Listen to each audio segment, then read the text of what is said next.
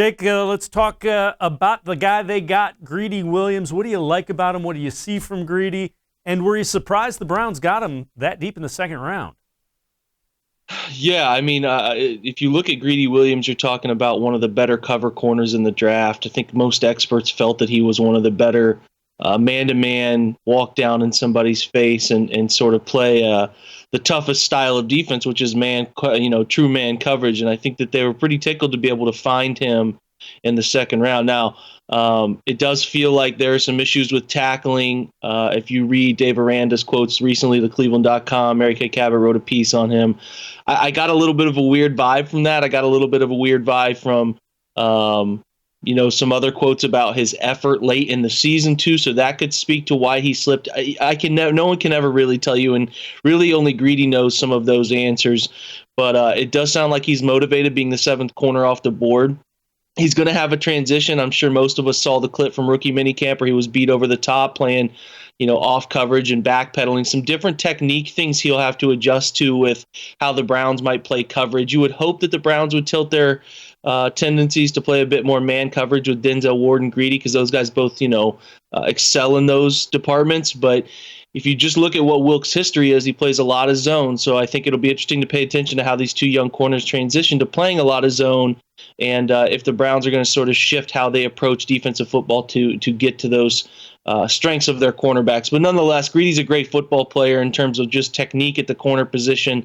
He did grade surprisingly well in zone coverage, so he does have the natural instincts and understanding of route patterns that goes with playing zone coverage, but that's certainly not his best part of his game. So I think teams might have saw a little bit of those issues with the overall completeness of his game, maybe a little bit of an issue with his size, as he's a very slender guy, taller guy, but very slender, narrow shoulders, those sorts of things that could have scared them off a little bit. But I think the Browns should be thrilled with where they got him with the pick 46, because it's a guy that has traits that could have ended up going in the first round. So you feel good about that for the Browns who didn't have a first-round pick.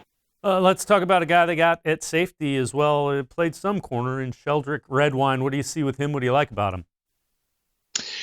A pretty good football player, lanky, can run really well. I think he's got some leadership qualities to him. If you listen to him talk, I like the way he articulates his thought process, and he seems like a very cerebral football player. I'm not sure he's best as anything other than a true free safety, which they have Demarius Randall to play that position right now. So if you look at the Browns' plan as possibly a guy who can replace Demarius over the long haul, can be that guy for them as a free safety. If they can't pay Demarius long term, he could be that ideal fit. He does really well instinctually playing center field, and I think that's where he's best suited.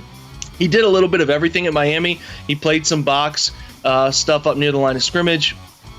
He would walk down and play a little bit of man coverage stuff, but those aren't what he's best at. I think he's best as an instinctual center field type in a cover three scheme, which means a single high safety, a guy who can play with his athleticism, read the quarterback's eyes, and when he can come downfield and tackle people, he's very aggressive. And you'll watch a lot of his tape, which I wrote on that for cleveland.com. His tape shows a guy that can come down from center field, takes good angles, good sure tackler, and it makes a lot of sense for him to be at that middle of the field, coverage player for the Browns long term. But he's also a very good special teams player too. Was really effective for Miami early in his career. And I think the Browns, as they look at bolstering that special teams, and this is sort of a theme, Dave, from this draft, is athletic football players who can contribute over the long haul, but are going to immediately improve an important aspect that the Browns truly struggled as the worst team in special teams overall last year.